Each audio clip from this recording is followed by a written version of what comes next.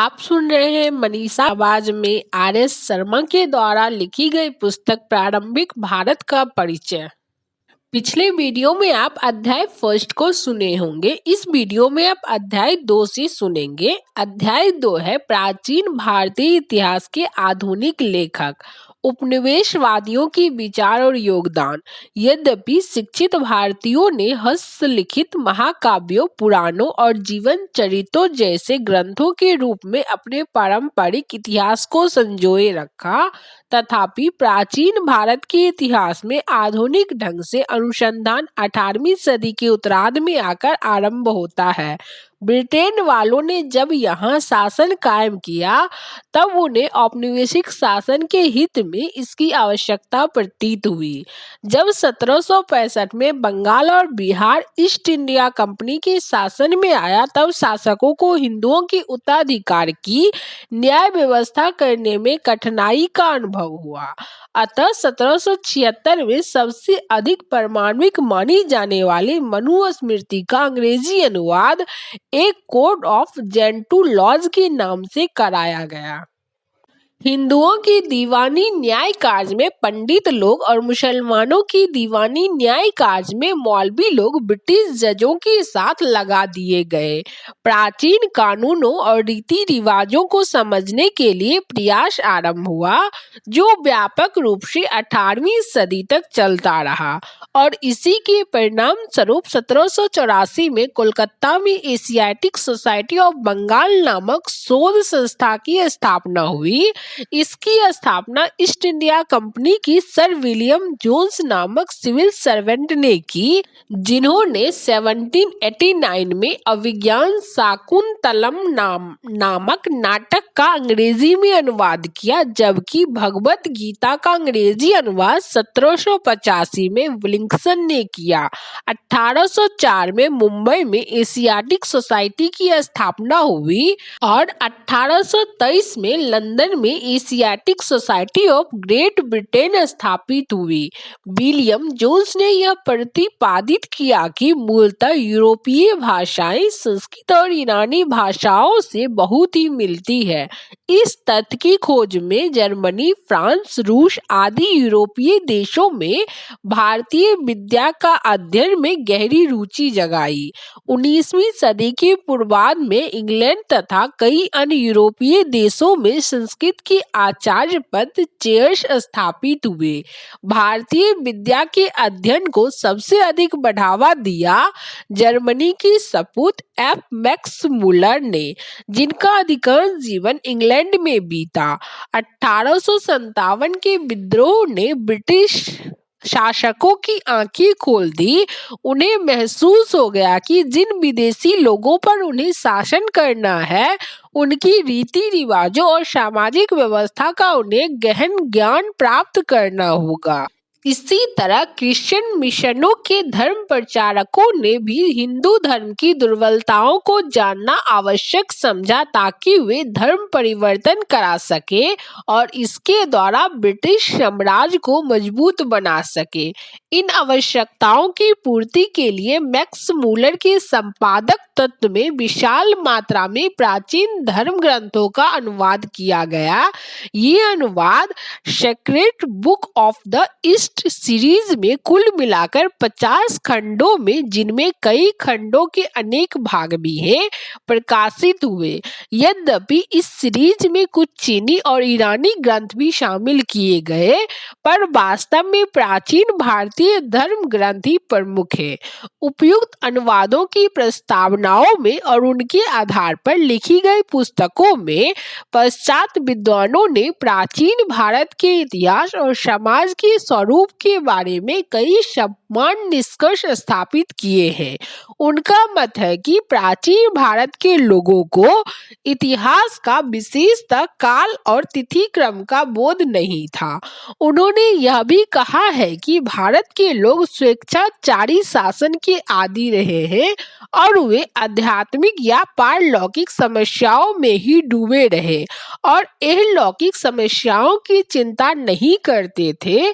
जातीय प्रथा या वर्ण व्यवस्था को सामाजिक भेदभाव का भारी कुचक्र माना गया।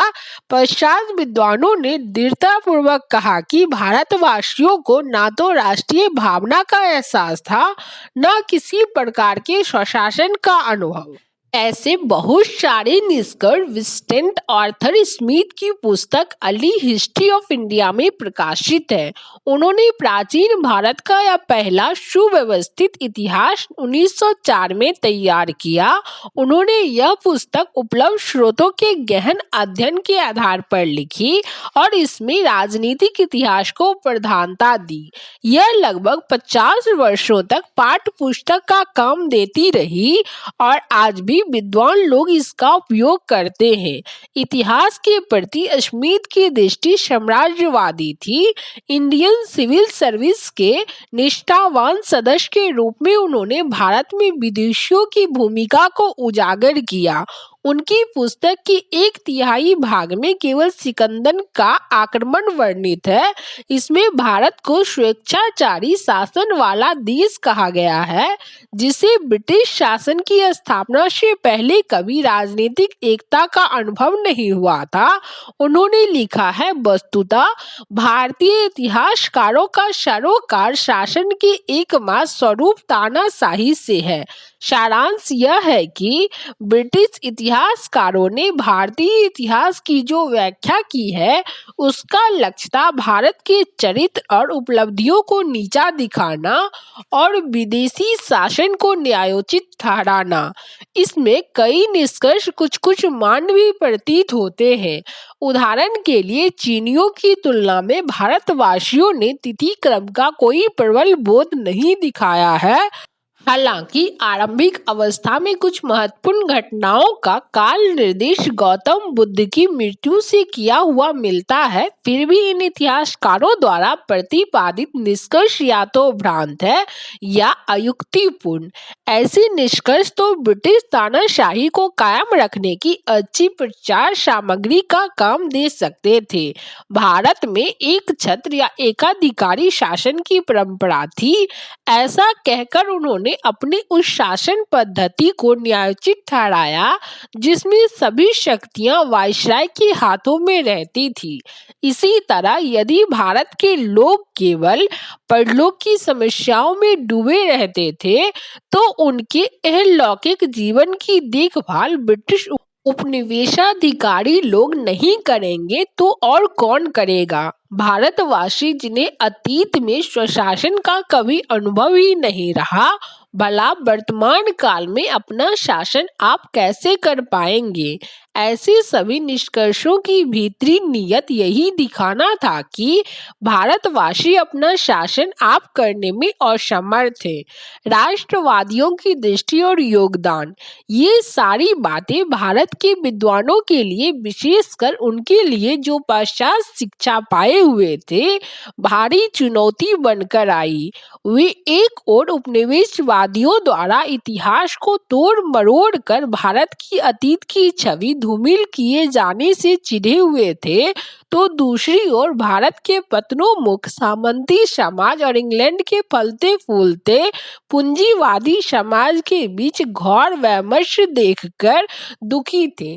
बहुतेरे विद्वान दृढ़ संकल्प के साथ मैदान में उतरे। उनका मिशन भारतीय समाज को सुधारना ही नहीं था, बल्कि यह भी था कि भारत के प्राचीन इतिहास का इस प्रकार पुनर्निर्माण किया जाए कि उससे समाज को सुधारने में और इससे भी बढ़कर स्वराज प्राप्त करने में सहारा मिले। ऐसा करने में अधिकतर इतिहासकार तो हिंदू पुनर्जागरण की लहर में प्रभावित हुए, किंतु ऐसे विद्वानों की भी कमी न थी जो तर्कनिष्ठ और वस्तुनिष्ठ रुख अपनाए रहे। इस द्वितीय कोटि में आते हैं राजेंद्र लाल मित्र, जिन्होंने कई वैदिक मूल ग्रंथ प्रकाशित किए और इंडो एरियंस नाम की पुस्तक लिखी। प्राचीन परंपरा के परम प्रेमी लाल ने प्राचीन समाज को तर्कनिष्ठ दृष्टि से देखा और एक जबरदस्त पुस्तिका लिखकर यह सिद्ध किया कि प्राचीन काल में लोग गोमांस खाते थे। कुछ अन्य विद्वानों ने यह सिद्ध करने का प्रयास किया कि अपनी विशेषताओं के बावजूद वर्ण व्यवस्था श्रम विभाजन पर आश्रित उस वर्ग प्रथा से मूलतः भिन्न नहीं है जो यूरोप के पाक औद्योगिक और प्राचीन समाजों में पाई गई है। महाराष्ट्र के रामकृष्ण गोपाल भंडारकर और विश्वनाथ काशीनाथ राजवाड़े दो समर्पित महापंडित निकले जिन्होंने देश के सामाजिक और राजनीतिक इतिहास के पुनर्निर्माण के लिए विभिन्न स्रोतों को बटोरा। R.G. भंडारकर ने सातवाहनों के दक्कन के इतिहास का और वैष्णव एवं अन्य संप्रदायों के इतिहास का पुनर्निर्माण किया। वे महान समाज सुधारक थे और उन्होंने अपनी शोध के आधार पर विधवा विवाह का समर्थन किया और जाति प्रथा एवं बाल विवाह की कुप्रथा का खंडन किया। B.K. राजवाड़े विशुद्ध अनुसंधान की धुन में संस्कृत की पांडुलिपियों और मराठा इतिहास के स्रोतों की खोज करते हुए महाराष्ट्र में गांव-गांव घूमे और ये स्रोत 22 खंडों में प्रकाशित हुए। उन्होंने लिखा तो अधिक नहीं, किंतु 1926 में उन्होंने मराठी में विवाह प्रथा का जो इतिहास लिखा वह सदा चोटी पर रहेगा, क्योंकि वह वैदिक तथा अन्य शास्त्रों के ठोस आधार पर खड़ा और उसमें भारत में विवाह के विकास के विभिन्न प्रकरणों को लेखक ने गहरी पैठ के साथ बतलाया है। पांडुरंग बानम कांडे संस्कृत के प्रकांड पंडित और समाज सुधारक हुए। उन्होंने विद्वता की चली आ रही परंपरा को आगे बढ़ाया। उनका विशाल कीर्ति स्तंभ हिस्ट्री ऑफ धर्मशास्त्र, जो वर्तमान सदी में 5 खंडों में प्रकाशित हुआ है, सामाजिक नियमों और आचारों का विश्वकोश है। इसके सहारे हम प्राचीन भारत में सामाजिक प्रक्रियाओं का अध्ययन कर सकते हैं। भारतीय विद्वानों ने राज्य व्यवस्था और राजनीतिक इतिहास का गंभीर अध्ययन करके यह सिद्ध किया कि भारत का अपना राजनीतिक इतिहास है और भारतवासियों को प्रशासन की अच्छी जानकारी थी। इस विषय में श्रेय के अधिकारी है पुरालेखविद देवदत्त रामकृष्ण भंडारकर, जिन्होंने अशोक पर तथा प्राचीन भारत की राजनीतिक संस्थाओं पर कई पुस्तकें प्रकाशित की। और भी अधिक महत्वपूर्ण कार्य किया है हेमचंद राय चौधरी ने, जिन्होंने भारत काल से अर्थात ईसा पूर्व 10वीं सदी से लेकर गुप्त साम्राज्य के अंत तक प्राचीन भारत के इतिहास का पुनर्निर्माण किया। वे चूंकि यूरोपीय इतिहास के अध्यापक थे, इसलिए उन्होंने इस पुस्तक में कुछ नए तरीके और तुलनात्मक दृष्टि को अपनाया है।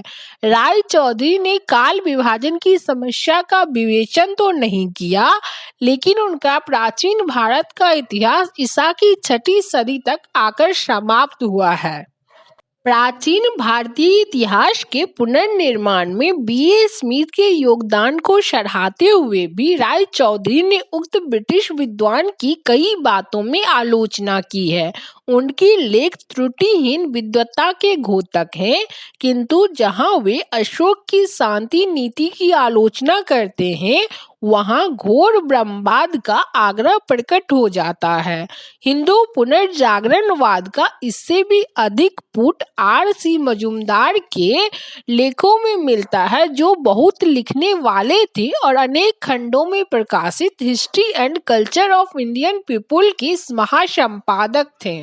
प्राचीन भारतीय इतिहास के अधिकांश लेखकों ने दक्षिण भारत पर समुचित ध्यान नहीं दिया। यहाँ तक कि दक्षिण भारत में उत्पन्न हुए महान इतिहासविद K.M. नीलकंठ शास्त्री ने भी अपने a history of ancient India में इसी मार्ग का अनुसरण किया, परंतु उन्होंने a history of south India लिखकर इस त्रुटि का परिमार्जन कर लिया। उनकी शैली तो कसी हुई है पर लेख प्रांजल है। उनके द्वारा प्रस्तुत तथ्य उसी तरह विश्वसनीय है जिस तरह राय चौधरी के, लेकिन उन्होंने दक्षिण भारत की राज्य व्यवस्था और समाज के स्वरूप के बारे में जो समान निष्कर्ष दिए हैं उन पर बहुत से विद्वानों ने शंका प्रकट की है। नीलकंठ शास्त्री ने ब्राह्मणों की सांस्कृतिक उत्कृष्टता प्रतिपादित की है और इस बात को भी उजागर किया है कि पूर्वकालीन भारतीय समाज में अच्छी समरसता थी। उनके नेतृत्व में दक्षिण भारत के राजवंशीय इतिहास पर कई प्रबंध पुस्तकें लिखी गई है। 1960 तक अधिकाधिक भारतीय विद्वान राजनीतिक इतिहास की ओर आकृष्ट रहे और उन्होंने अपने अपने क्षेत्रों के राजवंशों की ऐतिहासिक गरिमा भी बखानी। जिन विद्वानों ने अखिल भारतीय स्तर पर इतिहास लिखा वे राष्ट्रीय भावना से प्रभावित रहे। जहां बी.ए. स्मिथ ने अपने इतिहास में सिकंदर के आक्रमण को लगभग 1/3 स्थान दिया, वहां भारतीय विद्वानों ने इस विषय को बहुत ही कम स्थान दिया। प्रत्युत उन्होंने सिकंदर के साथ पोरस की बातचीत को तथा भारत के पश्चिमी उत्तर प्रांत को सेल्यूकस के हाथ से चंद्रगुप्त मौर्य के द्वारा मुक्त कराने की बात को विशेष महत्व दिया है। के.पी. जायसवाल और ए.एस. अल्केतर जैसे कुछ विद्वानों ने देश को शकों और कुषाणों के शासन से मुक्त कराने में भारतीय राजवंशों की भूमिका बढ़ा चढ़ाकर दिखाई और इस बात को नजरअंदाज कर दिया कि मध्य एशियाई तथा कुछ अन्य कबीले भारतीय जीवन की अविभाज्य अंग हो गए थे और भारत से संपत्ति लूटकर अपने मूल देश नहीं ले गए। फिर भी के.पी. जायसवाल का सबसे बड़ा श्रेय यह है कि भारतीय तानाशाही की कपोल कल्पना का उन्होंने ही अंत किया।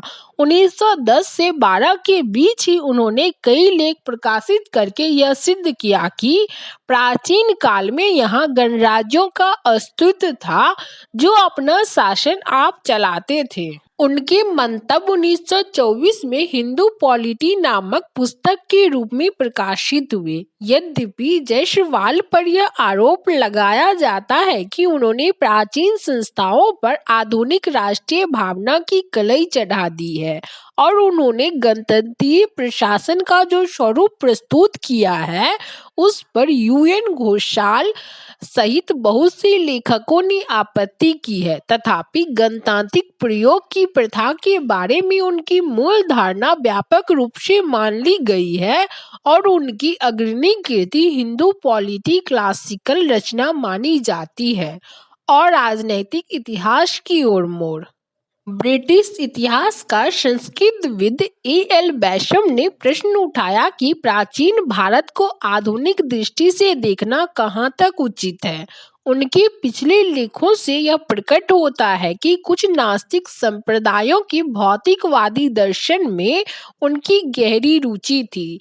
बाद में उन्होंने यह विचार रखा कि अतीत का अध्ययन और तैसिकवश और आनंद के लिए होना चाहिए। उनकी पुस्तक वंडर दैट वाज इंडिया प्राचीन भारतीय संस्कृति और सभ्यता के विभिन्न पक्षों का सुव्यवस्थित सर्वेक्षण है और उन दृष्टि दोषों से रहित है जिनसे बी.ए. स्मिथ आदि ब्रिटिश लेखकों की कृतियां ग्रस्त है। बैशम की यह पुस्तक राजनीतिक इतिहास की ओर से अराजनैतिक इतिहास की ओर मोड़ दिखलाती है। यही मोड़ डी.डी. कौशाम्बी की पुस्तक an introduction to the study of Indian history में लक्षित होता है। उनके विचार एशियंट इंडियन कल्चर एवं सिविलाइजेशन ए हिस्टोरिकल आउटलाइन के द्वारा अधिक फैले। कौशाम्बी ने भारतीय इतिहास को नया रास्ता दिखलाया। वे अपना विवेचन इतिहास की उस भौतिकवादी व्याख्या के अनुसार करते हैं जो कार्ल मार्क्स के लेखों से निकाली जाती है। वे प्राचीन भारतीय समाज, अर्थतंत्र और संस्कृति के इतिहास को उत्पादन की शक्तियों और संबंधों के विकास के अभिन्न अंग के रूप में प्रस्तुत करते हैं। सर्वप्रथम कौशाम्बी ने ही अपनी पुस्तक में जनजातियों और वर्गों की प्रक्रियाओं की दृष्टि से सामाजिक और आर्थिक विकास की अवस्थाओं का सर्वेक्षण किया। उनकी आलोचना वैषम्य सहित अनेक विद्वानों ने की है, लेकिन उनकी पुस्तक का उपयोग फिर भी व्यापक रूप से होता रहा है। पिछले 40 वर्षों के दौरान प्राचीन भारत पर काम करने वाले विद्वानों की कार्य प्रणाली और दिशा में बदलाव आया है। वे अब सामाजिक, आर्थिक और सांस्कृतिक प्रक्रियाओं पर अधिक जोर देते हैं और उनका संबंध राजनीतिक गतिविधियों से जोड़ने का प्रयास करते हैं। वे मूल ग्रंथों के भीतरी स्तरीकरण को देखते हैं और उनके पारंपरिक स्वरूप को पुरातात्विक एवं नृवैज्ञानिक साक्ष्यों से मिलाते हैं। ये सभी ऐतिहासिक अध्ययन के शुभ लक्षण हैं। दुर्भाग्यवश कुछ लेखक धर्म की भूमिका को अधिक महत्व देने लगे हैं और ऐसा समझने लगे हैं कि सारी अच्छी चीजों का उद्भव भारत में ही हुआ है। पश्चिम के लेखक अब इस बात पर जोर नहीं देते हैं कि भारत में हर अच्छी बात बाहर से आई है, किंतु उनमें कुछ लोग यह मानते हैं कि धार्मिक धारणाएं, कर्मकांड, जाति, बंधुत्व और रूढ़ि यही भारतीय इतिहास की मुख्य शक्तियां हैं। वे तरह तरह के विभाजनकारी तत्वों को उछालते हैं जो सामाजिक गतिरोध पैदा करते हैं। वे समाज की स्थिरता और निरंतरता की समस्या को गौर से देखते हैं। लगता है कि वे अनोखे और पुरातन तत्वों में रस लेते हैं और चाहते हैं कि वे तत्व यूं ही बने रहें। इस तरह का दृष्टि का तो यही आशय होता है कि भारतीय समाज न तो बदला है और न ही बदला जा सकता है। इसका अर्थ होता है कि विकास की दौड़ में पिछड़ा रहना भारतीय चरित्र का अभिन्न अंग है। इस प्रकार अंध देशभक्त और परिमार्जित उपनिवेशवादी दोनों ही अतीत के अध्ययन का इस्तेमाल भारत की प्रगति को रोकने के लिए करते हैं। अतः यह परम आवश्यक है कि प्राचीन भारत को संतुलित और वस्तुनिष्ठ ढंग से देखा जाए। अगला अध्याय है स्रोतों के प्रकार और इतिहास का निर्माण। भौतिक अवशेष। प्राचीन भारत के निवासियों ने अपने पीछे अनगिनत भौतिक अवशेष छोड़े हैं। दक्षिण भारत में पत्थर के मंदिर और पूर्वी भारत में ईंटों के विहार आज भी धरातल पर देखने को मिलते हैं और उस युग का स्मरण कराते हैं जब देश में भारी संख्या में भवनों का निर्माण हुआ। परंतु इन भवनों के अधिकांश अवशेष सारे देश में बिखरे अनेकानेक टीलों के नीचे दबे हुए हैं। टीला धरती की सतह के उस उभरे हुए भाग को कहते हैं जिसके नीचे पुरानी बस्तियों के अवशेष रहते हैं। यह कई प्रकार का हो सकता है, एकल सांस्कृतिक, मुख्य सांस्कृतिक और बहुसांस्कृतिक। एकल सांस्कृतिक टीलों में सर्वत्र एक ही संस्कृति दिखाई देती है।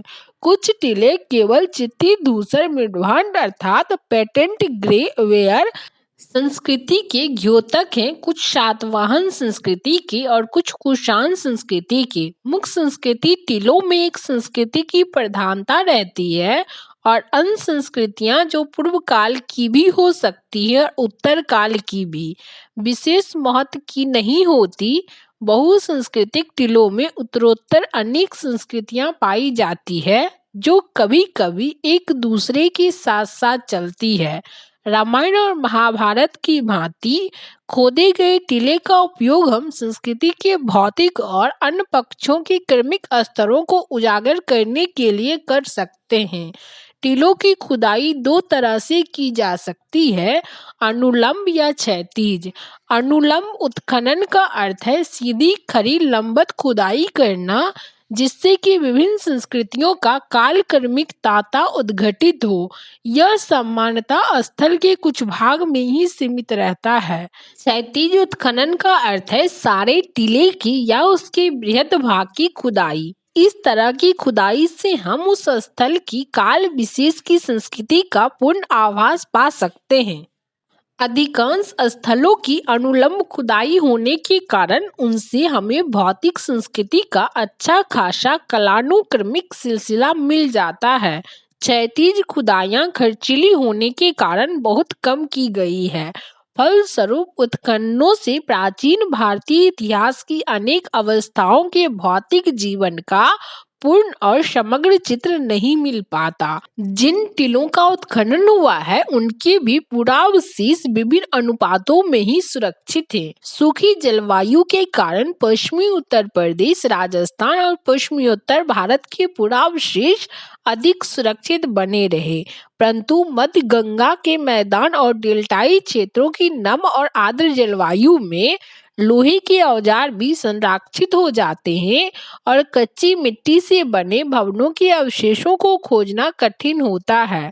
नम और जलोढ़ क्षेत्रों में तो पक्की ईंटों और पत्थरों के भवनों के काल में आकर ही हमें उत्कृष्ट और प्रचुर अवशेष मिल पाते हैं। पश्चिमोत्तर भारत में हुए उत्खननों से ऐसे नगरों का पता चलता है जिनकी स्थापना लगभग 2500 ईसा पूर्व में हुई थी। इसी प्रकार उत्खननों से हमें गंगा की घाटी में विकसित भौतिक संस्कृति के बारे में भी जानकारी मिली है। इससे पता चलता है कि उस समय के लोग जिन बस्तियों में रहते थे उनका ढांचा कैसा था, वे किस प्रकार के मृदभांड उपयोग में लाते थे, किस प्रकार के घरों में रहते थे, भोजन में किन अनाजों का इस्तेमाल करते थे और कैसे औजारों या हथियारों का उपयोग करते थे। दक्षिण भारत के कुछ लोग मृत व्यक्ति के शव के साथ औजार, हथियार, मिट्टी के बर्तन आदि चीजें भी कब्र में गाड़ते थे और इसके ऊपर एक घेरे में बड़े बड़े पत्थर खड़े कर दिए जाते थे। ऐसे स्मारकों को महापाषाण, मेगालिथ कहते हैं। हालांकि सभी महापाषाण इस श्रेणी में नहीं आते। उनकी खुदाई बतलाती है कि लौह युग की शुरुआत होने पर दक्कन के लोग किस प्रकार का जीवन व्यतीत करते थे। जिस विज्ञान के आधार पर पुराने टीलों का क्रमिक स्तरों में विधिवत उत्खनन किया जाता है और प्राचीन काल के लोगों के भौतिक जीवन के बारे में जानकारी मिलती है, उसे पुरातत्व कहते हैं।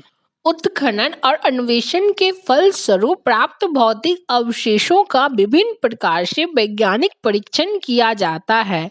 रेडियो कार्बन काल निर्धारण की विधि से यह पता लगाया जाता है कि वे किस काल के हैं। रेडियो कार्बन या कार्बन 14 कार्बन का रेडियोधर्मिक समस्थानिक है जो सभी प्राणवान वस्तुओं में विद्यमान होता है।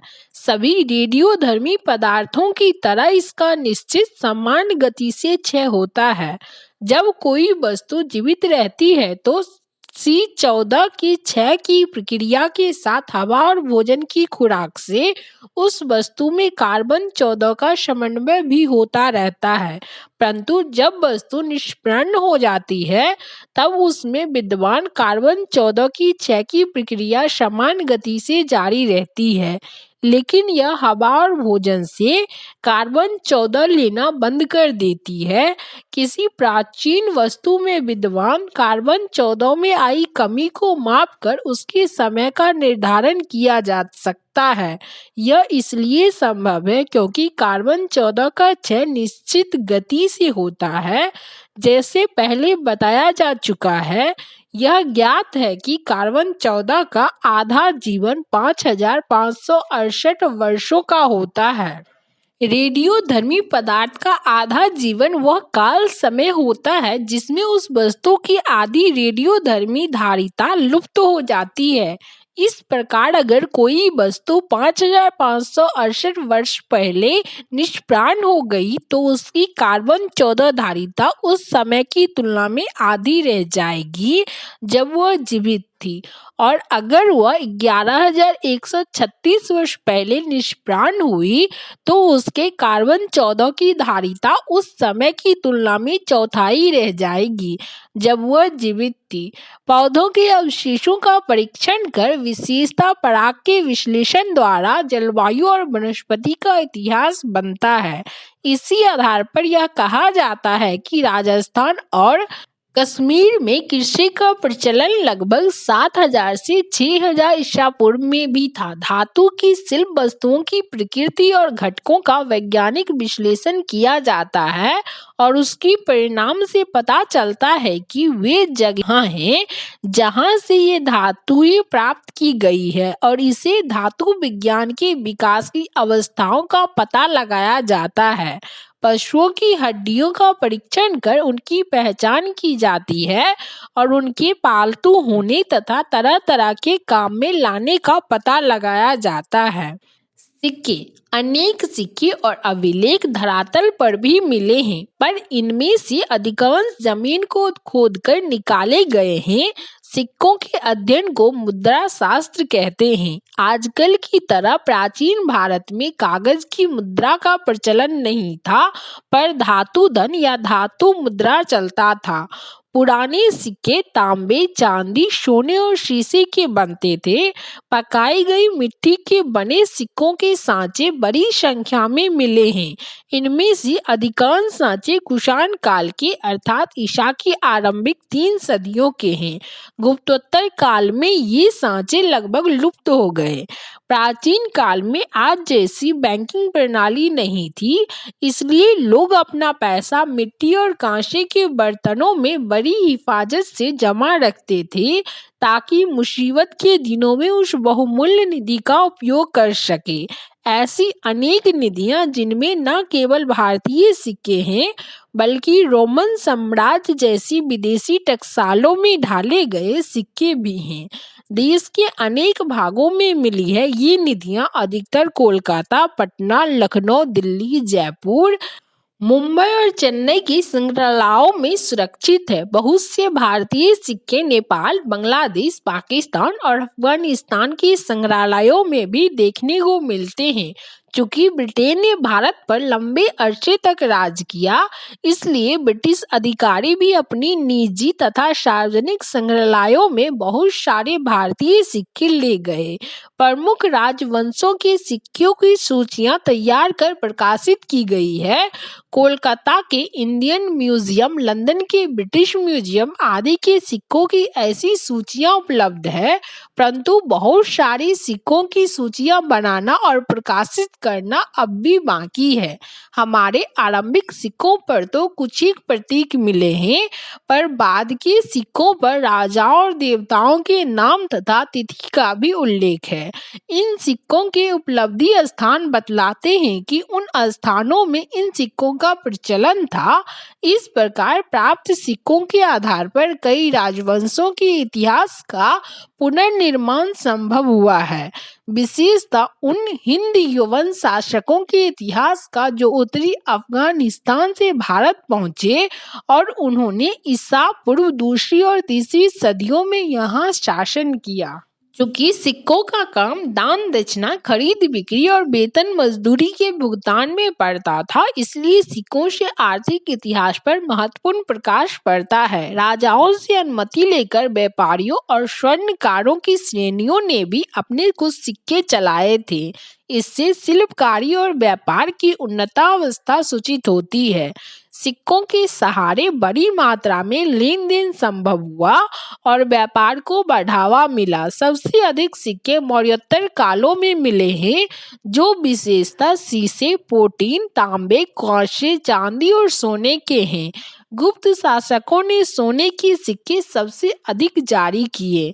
इन सबसे पता चलता है कि व्यापार वाणिज्य विशेषतः मौर्योत्तर काल में और गुप्त काल के अधिक भाग में खूब ही बढ़ा। इसके विपरीत गुप्तोत्तर काल के बहुत कम सिक्के मिले हैं, जिससे यह प्रकट होता है कि उन दिनों व्यापार वाणिज्य शिथिल हो गया था। सिक्कों पर राजवंशों और देवताओं के चित्र, धार्मिक प्रतीक और लेख भी अंकित रहते हैं, जिनसे तत्कालीन कला और धर्म पर प्रकाश पड़ता है। अभिलेख सिक्कों से भी अधिक महत्व के हैं अभिलेख। इनके अध्ययन को पुरालेख शास्त्र एपिग्राफी कहते हैं और इनकी और दूसरे पुराने दस्तावेजों की प्राचीन तिथि के अध्ययन को पुरालिपि शास्त्र कहते हैं। अभिलेख मोहरों, प्रस्तर स्तंभों, स्तूपों, चट्टानों और ताम्रपत्रों पर मिलते हैं तथा मंदिर की दीवारों पर और ईंटों या मूर्तियों पर भी। समग्र देश में आरंभिक अभिलेख पत्थरों पर खुदे मिलते हैं, किंतु ईसा के आरंभिक शतकों में इस काम में ताम्रपत्रों का प्रयोग आरंभ हुआ। तथापि पत्थर पर अभिलेख खोदने की परिपाटी दक्षिण भारत में व्यापक स्तर पर जारी रही। दक्षिण भारत में मंदिर की दीवारों पर भी अस्थायी स्मारकों के रूप में भारी संख्या में अभिलेख खोदे गए हैं। सिक्कों की तरह अभिलेख भी देश के विभिन्न संग्रहालयों में सुरक्षित है। सबसे अधिक अभिलेख मैसूर में मुख्य पुरालेख शास्त्री के कार्यालय में संग्रहित है। आरंभिक अभिलेख प्राकृत भाषा में है और ये ईसा पूर्व 3री सदी के हैं। अभिलेखों में संस्कृत भाषा ईसा की 2री सदी से मिलने लगती है और 4वीं-5वीं सदी में इसका सर्वत्र व्यापक प्रयोग होने लगा। तब भी प्राकृत का प्रयोग समाप्त नहीं हुआ। अभिलेखों में प्रादेशिक भाषाओं का प्रयोग 9वीं-10वीं सदी में होने लगा। मौर्य, मौर्योत्तर और गुप्त काल की अधिकांश अभिलेख कार्पस इनक्रिप्शंस इंडिकेरम नामक ग्रंथमाला में संकलित करके प्रकाशित किए गए हैं, परंतु गुप्तोत्तर काल की अभिलेख अभी तक इस प्रकार सुव्यवस्थित रूप से संकलित नहीं हुए हैं। दक्षिण भारत के अभिलेखों की स्थान क्रम सूचियां प्रकाशित हुई है, फिर भी 50,000 से भी अधिक अभिलेख, जिनमें अधिकांश दक्षिण भारत के हैं, प्रकाशन की प्रतीक्षा कर रहे हैं। हड़प्पा संस्कृति के अभिलेख अभी तक पढ़े नहीं जा सके हैं। ये संभवतः ऐसी किसी भावचित्रात्मक लिपि में लिखे गए हैं जिसमें विचारों और वस्तुओं को चित्रों के रूप में व्यक्त किया जाता है। अशोक के शिलालेख ब्राह्मणी लिपि में है। यह लिपि बाएं से दाएं लिखी जाती थी। उसके कुछ शिलालेख खरोष्ठी लिपि में भी हैं जो दाएं से बाएं लिखी जाती थी, लेकिन पश्चिमी उत्तर भाग के अलावा भारत में भिन्न प्रदेशों में ब्राह्मणी लिपि का ही प्रचार रहा। पाकिस्तान और अफगानिस्तान के अशोक के शिलालेखों में यूनानी और अरेमाइक लिपियों का भी प्रयोग हुआ है। गुप्त काल के अंत तक देश की प्रमुख लिपि ब्राह्मणी ही रही।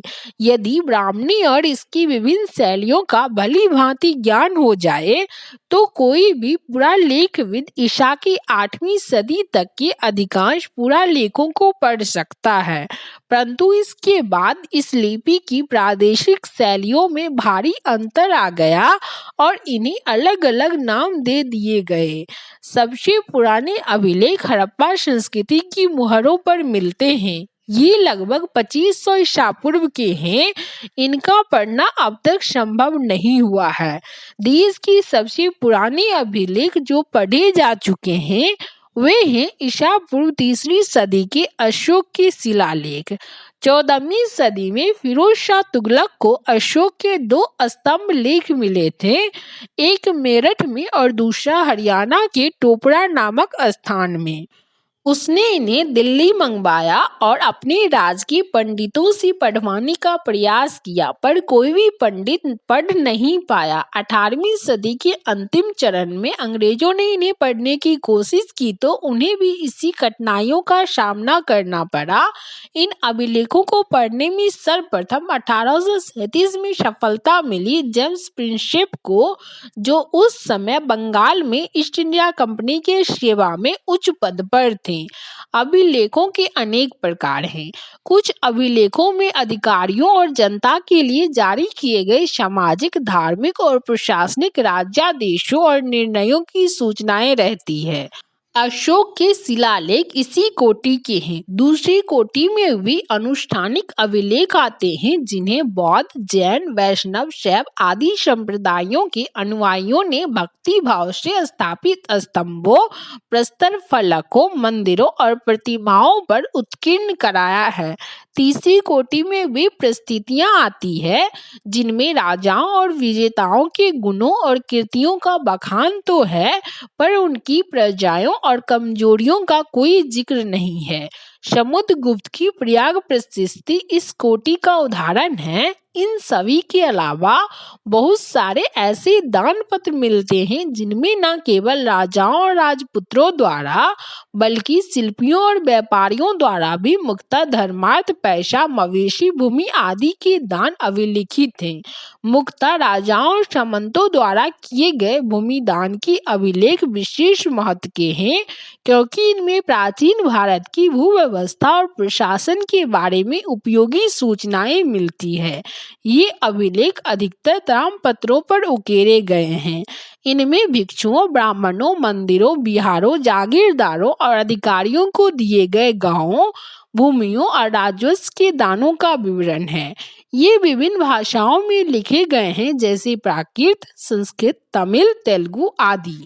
साहित्यिक स्रोत। यद्यपि प्राचीन भारत के लोगों को लिपि का ज्ञान 2500 ईसा पूर्व में भी था, परंतु हमारी प्राचीनतम उपलब्ध पांडुलिपियां ईसा की 4वीं सदी के पहले की नहीं है और ये भी मध्य एशिया से प्राप्त हुई है। भारत में पांडुलिपियां भोजपत्रों और तालपत्रों पर लिखी मिलती है, परंतु मध्य एशिया में जहां भारत से प्राकृत भाषा फैल गई थी, ये पांडुलिपियां मेषचर्म तथा काष्ठ फलकों पर भी लिखी गई है। इन्हें हम भले ही अभिलेख कह दें, परंतु है ये एक प्रकार की पांडुलिपियां ही।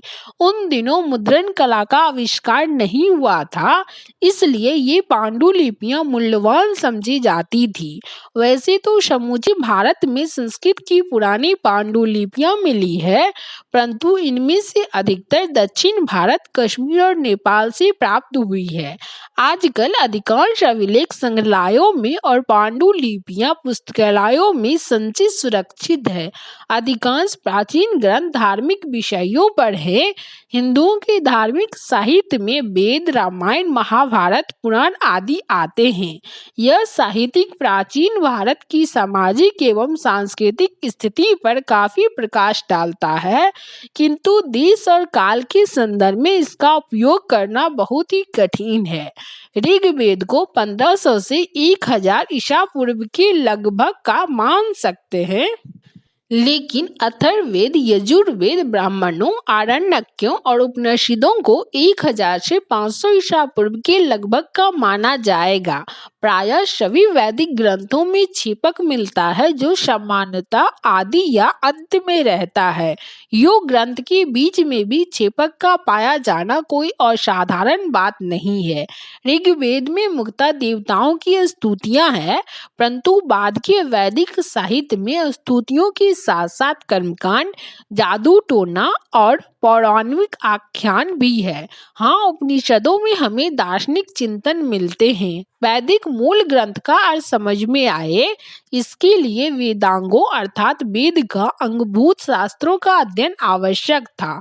ये वेदांग हैं शिक्षा, कल्प, व्याकरण, निरुक्त, छंद और ज्योतिष। इनमें से प्रत्येक शास्त्र के चतुर्दिक प्रचुर साहित्य विकसित हुए हैं। यह साहित्यिक गद्य में नियम रूप में लिखा गया है। संक्षिप्त होने के कारण ये नियम सूत्र कहलाते हैं। सूत्र लेखन का सबसे विख्यात उदाहरण है पापिनी का व्याकरण, जो 450 ईसा पूर्व के आसपास लिखा गया था। व्याकरण के नियमों का उदाहरण देने के क्रम में पापिनी ने अपने समय के समाज, अर्थव्यवस्था और संस्कृति पर अमूल्य प्रकाश डाला। महाभारत, रामायण और प्रमुख पुराणों का अंतिम रूप से संकलन 400 ईस्वी के आसपास हुआ प्रतीत होता है। इसमें महाभारत, जो व्यास की कृति माना जाता है, संभवतः 10वीं सदी ईसा पूर्व से 4वीं सदी ईस्वी तक की स्थिति का आभास देता है। पहले इसमें केवल 8800 श्लोक थे और इसका नाम जयस था, जिसका अर्थ है विजय संबंधी संग्रह ग्रंथ। बाद में यह बढ़कर 24,000 श्लोक का हो गया और भारत नाम से प्रसिद्ध हुआ, क्योंकि इसमें प्राचीन वैदिक जन भरत के वंशजों की कथा है। अंततः इसमें 1,00,000 श्लोक हो गए और तदनुसार यह सप्तहाष्टी संहिता या महाभारत कहलाने लगा। इसमें कथोपकथाएं हैं, वर्णन है और उपदेश भी है। इसकी मूल कथा जो कौरवों और पांडवों के युद्ध की है, उत्तर वैदिक काल की हो सकती है। इसके विवरणात्मक अंश का उपयोग वैद्योत्तर काल के संदर्भ में किया जा सकता है और उपदेशनात्मक अंश का समानतः मौर्योत्तर काल और गुप्त काल के संदर्भ में। इसी प्रकार वाल्मीकि रामायण में मूलतः 6000 श्लोक थे, जो बढ़कर 12,000 श्लोक हो गए और अंततः 24,000 श्लोक। यद्यपि यह महाभारत की अपेक्षा अधिक ठोस है, तथापि इसमें भी कुछ ऐसे उपदेशात्मक भाग हैं जो बाद में जोड़ दिए गए हैं। इसकी रचना संभवतः ईसा पूर्व 5वीं सदी में शुरू हुई, तब से यह 5 अवस्थाओं से गुजर चुकी है और इसकी 5वीं अवस्था तो ईसा की 12वीं सदी में आई है। मिला जुलाकर इसकी रचना महाभारत के बाद हुई प्रतीत होती है। वैदिक काल के बाद कर्मकांड साहित्य की भरमार मिलती है। राजाओं के द्वारा और 3 उच्च वर्णों धनाढ़ पुरुषों और अनुष्ठित सार्वजनिक यज्ञों के विधि विधान स्रोत सूत्रों में दिए गए हैं और इन्हीं में राज्याभिषेक के कई आडंबरपूर्ण अनुष्ठान भी वर्णित हैं। इसी तरह जातकर्म, जन्मानुष्ठान, नामकरण, उपनयन, विवाह, श्राद्ध आदि घरेलू या पारिवारिक अनुष्ठानों का विधि विधान ग्रीक सूत्रों में पाया जाता है। स्रोत सूत्र और ग्रीक सूत्र दोनों ईसा पूर्व 600 से 300 के आसपास हैं। यहाँ शुल्ब सूत्र भी उल्लेखनीय है, जिनमें यज्ञ वेदी के निर्माण के लिए विविध प्रकार के मापों का विधान है। ज्यामिति और गणित का अध्ययन वहीं से आरंभ होता है। जैनों और बौद्धों के धार्मिक ग्रंथों में ऐतिहासिक व्यक्तियों और घटनाओं का उल्लेख मिलता है। प्राचीनतम बौद्ध ग्रंथ पाली भाषा में लिखे गए थे। यह भाषा मगध यानी दक्षिण बिहार में बोली जाती थी। इन ग्रंथों को अंततः संकलित तो किया गया श्रीलंका में ईसा पूर्व 2वीं सदी में, पर इनके धर्म शिक्षात्मक अंश बुद्ध के समय की स्थिति बताते हैं।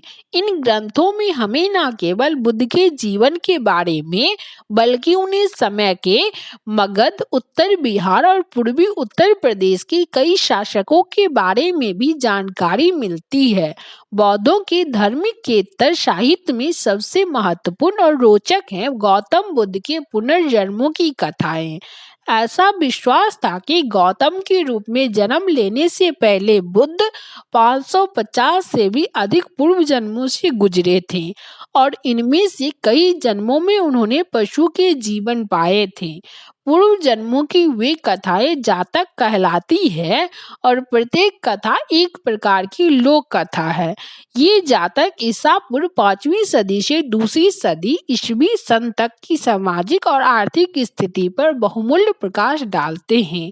प्रसंगवश ये कथाएं बुद्धकालीन राजनीतिक घटनाओं की भी जानकारी देती है। जैन ग्रंथों की रचना प्राकृत भाषा में हुई थी। ईसा की 6ठी सदी में गुजरात के वल्लभी नगर में इन्हें अंतिम रूप से संकलित किया गया था। फिर भी इन ग्रंथों में ऐसे अनेक अंश हैं जिनके आधार पर हमें महावीर कालीन बिहार और पूर्वी उत्तर प्रदेश के राजनीतिक इतिहास के पुनर्निर्माण में सहायता मिलती है। जैन ग्रंथों में व्यापार और व्यापारियों के उल्लेख बार बार मिलते हैं। लौकिक साहित्य भी प्रचुर मात्रा में उपलब्ध है। विधि ग्रंथों को उसी कोटि में रखा जा सकता है। उन ग्रंथों में धर्मसूत्र, स्मृतियां और टीकाएं पड़ती है और इन तीनों को मिलाकर धर्मशास्त्र कहा जाता है। धर्मसूत्रों का संकलन 500 से 200 ईसा पूर्व में हुआ था। मुख्य स्मृतियां ईसा की आरंभिक 6 सदियों में संहिताबद्ध की गई। इनमें विभिन्न वर्णों, राजाओं और पदाधिकारियों के कर्तव्यों का विधान किया गया है।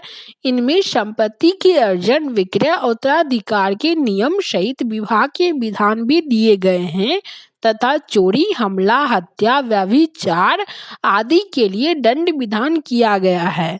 कौटिल्य का अर्थशास्त्र अत्यंत महत्वपूर्ण विधि ग्रंथ है। यह 15 अधिकरणों या खंडों में विभक्त है, जिनमें दूसरा और तीसरा अधिक पुराने हैं। लगता है कि इन अधिकरणों की रचना विभिन्न लेखकों ने की है।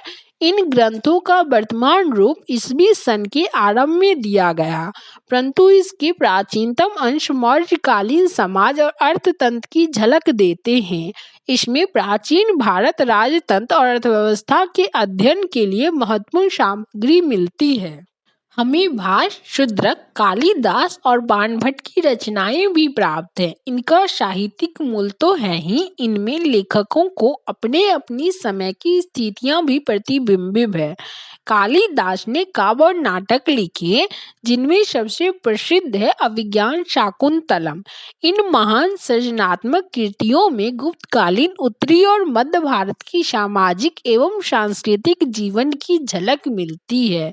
इन संस्कृत स्रोतों के अलावा कुछ प्राचीनतम तमिल ग्रंथ भी हैं जो संगम साहित्य में संकलित हैं। राजाओं द्वारा संरक्षित विद्या केंद्रों में एकत्र होकर कवियों और भाटों ने 3-4 सदियों में इस साहित्य का सृजन किया था। ऐसी साहित्यिक सभा को संगम कहते थे, इसलिए समूचा साहित्यिक संगम साहित्य के नाम से प्रसिद्ध हो गया।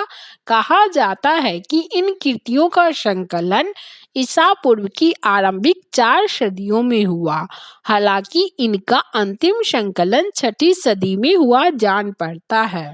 संगम साहित्य के पद 30,000 पंक्तियों में मिलते हैं, जो 8 अध्याय तक के अर्थात संकलों में विभक्त हैं। पद 100 के समूहों में संग्रहित हैं, जैसे पुराणनुरु, बाहर के 4 दशक आदि। मुख्य समूह 2 हैं, पट्टिनेडिकल, पट्टिनिनेकली, कनंकु 18 निम्न संग्रह और पत्ता पाटु 10 गीत। पहला दूसरे से पुराना माना जाता है, इसलिए लौकिक इतिहास के लिए महत्वपूर्ण समझा जाता है। संगम ग्रंथ बहुस्तरीय है, परंतु संप्रति शैली और विषय वस्तु के आधार पर उनका स्तर निर्धारण नहीं किया जा सकता है।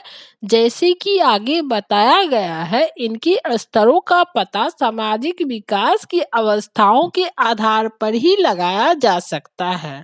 संगम ग्रंथ वैदिक ग्रंथों से खासकर ऋग्वेद से भिन्न प्रकार के हैं। ये धार्मिक ग्रंथ नहीं है। इनके मुक्तकों और प्रबंध काव्यों की रचना बहुत सारे कवियों ने की है, जिनमें बहुत से नायकों, वीर पुरुषों और नायिकाओं का गुणगान है।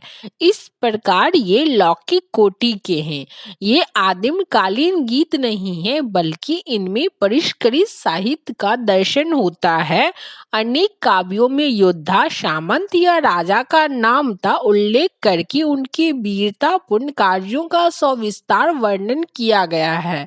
उनके द्वारा भाटों को दिए गए दानों की प्रशंसा की गई है। ये काव्य दरबारों में पढ़े जाते होंगे। इनकी तुलना होमर युग के वीर गाथा काव्यों से की जा सकती है, क्योंकि इनमें भी योद्धाओं और योद्धाओं के वीर युग का चित्रण है। इन ग्रंथों का उपयोग ऐतिहासिक प्रयोजन से करना आसान नहीं है। शायद इन वाक्यों में उल्लिखित व्यक्तिवाचक नाम, उपाधि, वंश, क्षेत्र, युद्ध आदि आंशिक रूप से ही यथार्थ है। संगम ग्रंथों में उल्लिखित शेष राजाओं के नाम दानकर्ता के रूप में ईसा की 1ली और 2री सदी के दान पत्रों में भी आए हैं। संगम ग्रंथों में बहुत से नगरों का उल्लेख मिलता है। इनमें उल्लिखित कावेरी पट्टनम का समृद्धिपूर्ण अस्तित्व पुरातात्विक साक्ष्य से समर्थित हुआ है। इनमें यह भी बतलाया गया है कि यवन लोग अपने अपने पोतों पर आते, सोना देकर गोल मिर्च खरीदते और स्थानीय लोगों को सुरा और दासियां पहुंचाते थे। यह व्यापार हम केवल लैटिन और ग्रीक लेखों से ही नहीं, बल्कि पुरातात्विक साक्ष्यों से भी जानते हैं। ईसा की आरंभिक सदियों में प्रायद्वीप तमिलनाडु के लोगों के सामाजिक, आर्थिक और राजनीतिक जीवन के अध्ययन के लिए संगम साहित्य हमारा एकमात्र प्रमुख स्रोत है।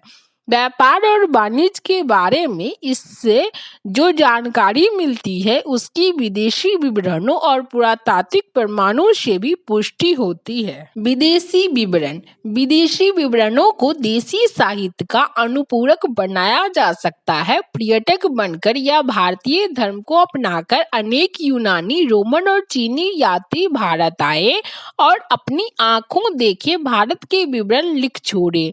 ध्यान देने योग्य बात यह है कि भारतीय स्रोतों में सिकंदर के हमले की कोई जानकारी नहीं मिलती। उसके भारतीय कारनामों के इतिहास के पुनर्निर्माण के लिए हमें पूर्णतः यूनानी स्रोतों पर आश्रित रहना पड़ता है।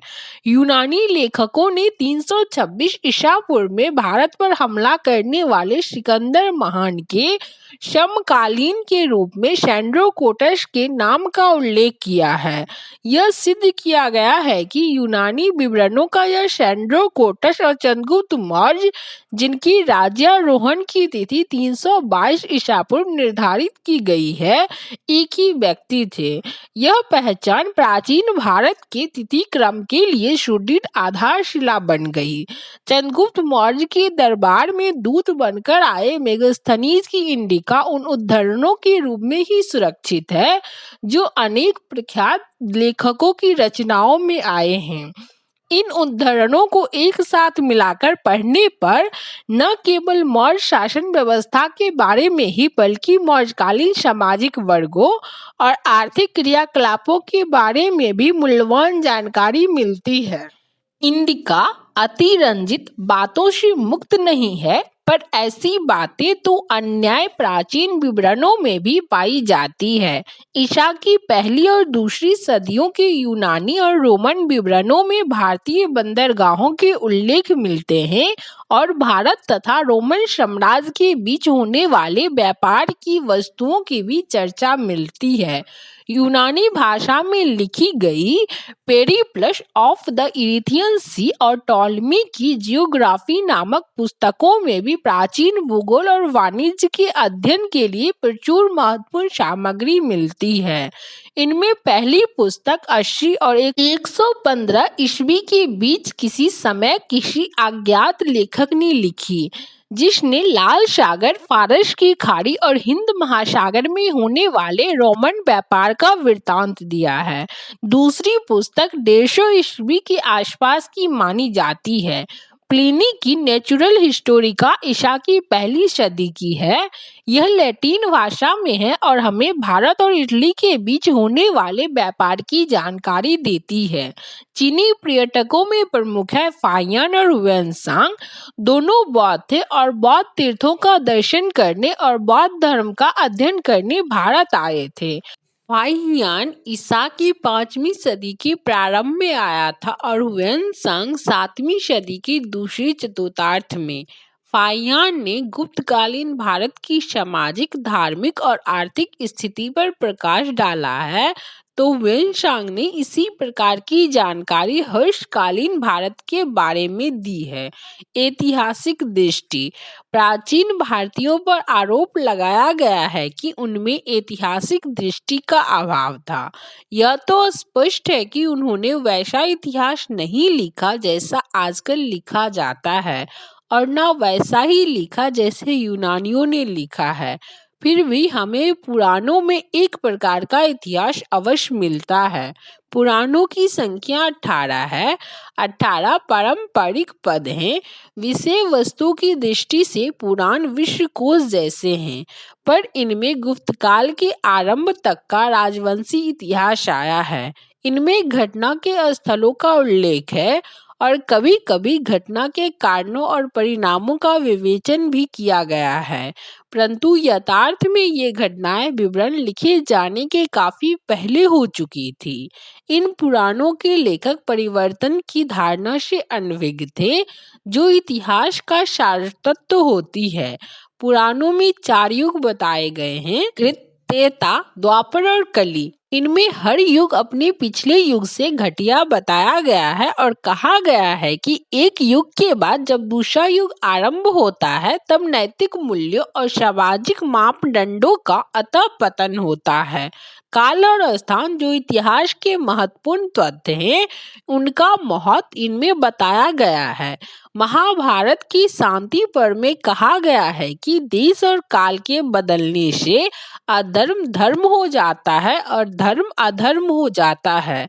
कई प्रकार के संवत जिनके निर्देश के साथ घटनाएं अभिलिखित होती है, प्राचीन भारत में ही शुरू हुए। विक्रम संवत का आरंभ 57-58 ईसा पूर्व में हुआ, शक संवत का 78 ईस्वी में और गुप्त संवत का 319 ईस्वी में। उत्कीर्ण अभिलेखों में घटनाओं का उल्लेख काल और स्थान के संदर्भ में किया गया है।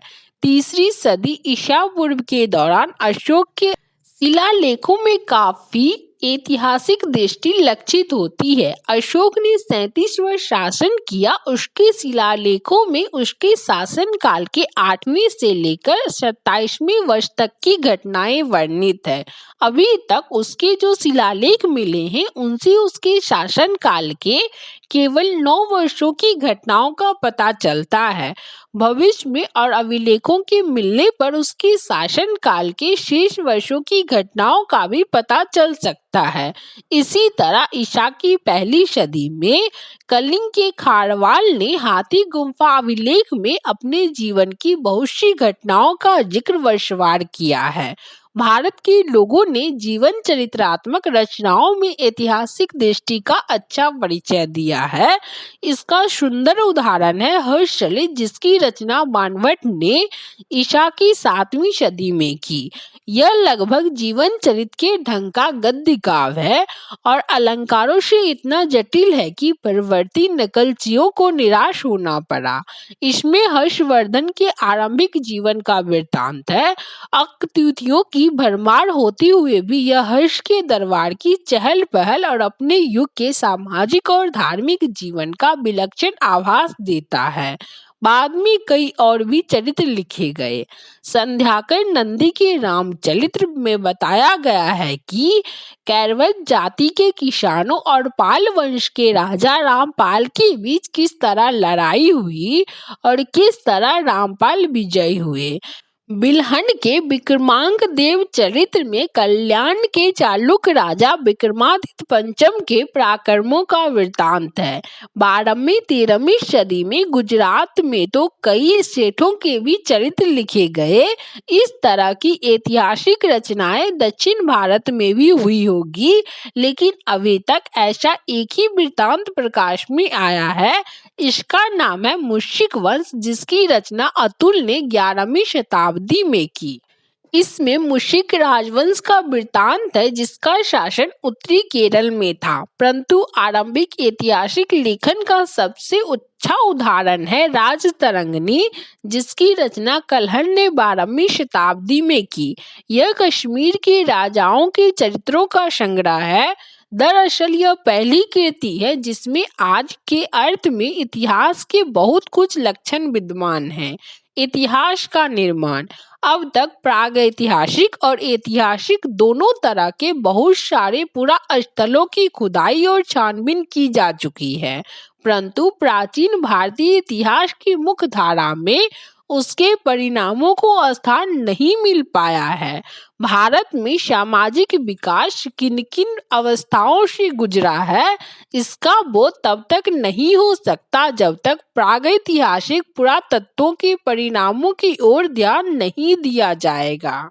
इतिहासकालीन पुरातत्व भी उतने ही महत्व का है। यद्यपि प्राचीन इतिहास के काल के 150 से भी अधिक पुरास्थलों की खुदाई हो चुकी है, तथापि प्राचीन कालों के सामाजिक, आर्थिक और सांस्कृतिक प्रवृत्तियों के अध्ययन में उन खुदाइयों की प्रासंगिकता का विवेचन समान पुस्तकों में नहीं किया गया है।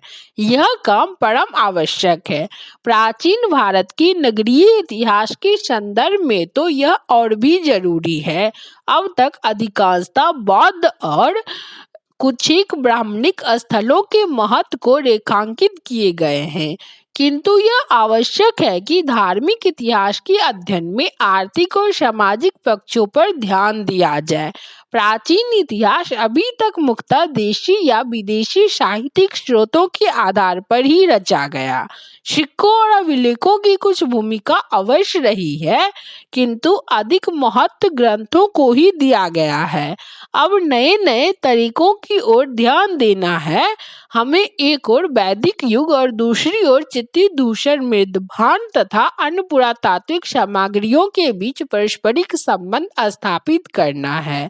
इसी तरह प्रारंभिक पाली ग्रंथों का संबंध उत्तरी काली पॉलिशदार मृदभांड पुरातत्व के साथ जोड़ना होगा और संगम साहित्य से प्राप्त सूचनाओं को उन सूचनाओं के साथ मिलाना है जो प्रायद्वीपीय भारत के आरंभिक महापाषाणीय पुरातत्व में मिलती है। पुराणों में दी गई लंबी लंबी वंशावलियों की अपेक्षा पुरातात्विक साक्ष्य को कहीं अधिक मूल्य दिया जाना चाहिए।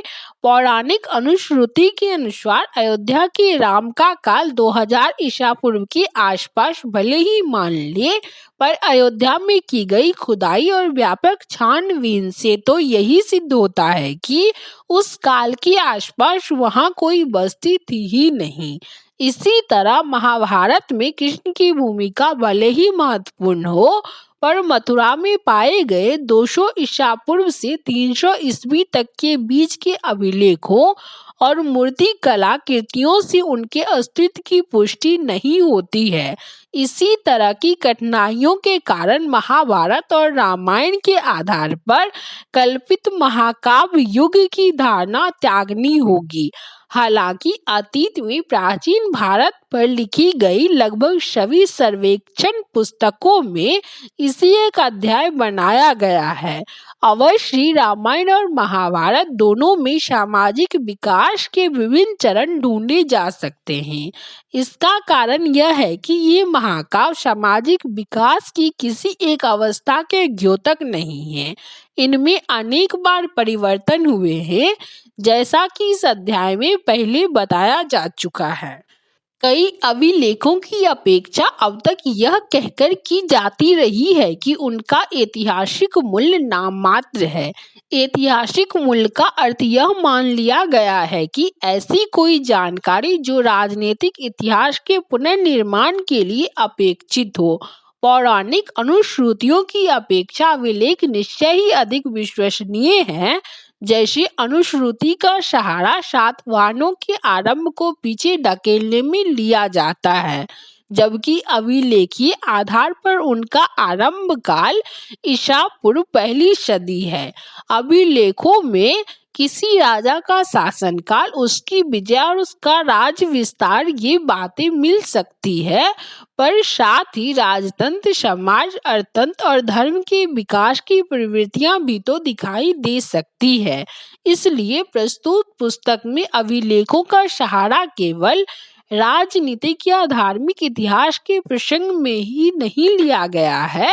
अभिलेखीय अनुदान पत्रों का महत्व केवल वंशावलियों और विजयवलियों के लिए नहीं है, बल्कि और भी विशेष रूप से ऐसी जानकारी के लिए है कि किन किन नए राज्यों का उदय हुआ और सामाजिक तथा भूमि व्यवस्था में विशेषतः गुप्तोत्तर काल में क्या क्या परिवर्तन हुए हैं। इसी तरह सिक्कों का सहारा केवल हिंद यवनों, शकों, सातवाहनों और कुषाणों के इतिहास के पुनर्निर्माण के लिए ही नहीं लेना है, बल्कि व्यापार और नगरीय जीवन के इतिहास की झलक पाने के लिए भी किया जाना आवश्यक है। सारांश यह है कि इतिहास निर्माण के लिए ग्रंथों, सिक्कों, अभिलेखों, पुरातत्व आदि से निकली सारी सामग्री का ध्यान से संकलन होना परमा आवश्यक है। बताया जा चुका है कि इसमें विभिन्न स्रोतों की अपेक्षित महत्व की समस्या खड़ी होती है, जैसे सिक्के, अभिलेख और पुरातत्व उन मिथक से अधिक मूल्यवान है जो हमें रामायण, महाभारत और पुराणों में मिलते हैं। पौराणिक मिथक प्रचलित मानकों का समर्थन करते हैं और लोकाचार को वैध मानते हैं और जातियों या अन्य सामाजिक वर्गों को संगठित लोगों के विशेषाधिकारों और अपात्रताओं को न्यायोचित ठहराते हैं। परंतु उनमें वर्णित घटनाओं को यूं ही सही नहीं मान लिया जा सकता। अतीत के प्रचलनों की व्याख्या उनके वर्तमान अवशेषों से या आदिम जनों के अध्ययन से प्राप्त अंतर्दृष्टि से भी की जा सकती है। कोई भी ठोस ऐतिहासिक पुनर्निर्माण अन्य प्राचीन समाजों में होने वाली चहल पहल से आंखें मूंद नहीं सकता। तुलनात्मक दृष्टि को अपनाने से प्राचीन भारत में पाई जाने वाली किसी बात को विरल या अभूतपूर्व मान लेने का दुराग्रह दूर हो सकता है और अध्येताओं को ऐसी प्रवृत्तियां भी दिखाई दे सकती है जो अन्य देशों के प्राचीन समाजों की प्रवृत्तियों से मिलती जुलती है। आप सुन रहे थे रामचंद्र शर्मा के द्वारा लिखी गई पुस्तक प्रारंभिक भारत का परिचय। इस वीडियो में इस पुस्तक के आप अध्याय 2 और 3 को सुने होंगे। अगले वीडियो में आप आगे के अध्याय को सुनेंगे। वीडियो पसंद आए तो लाइक, शेयर और सब्सक्राइब करें।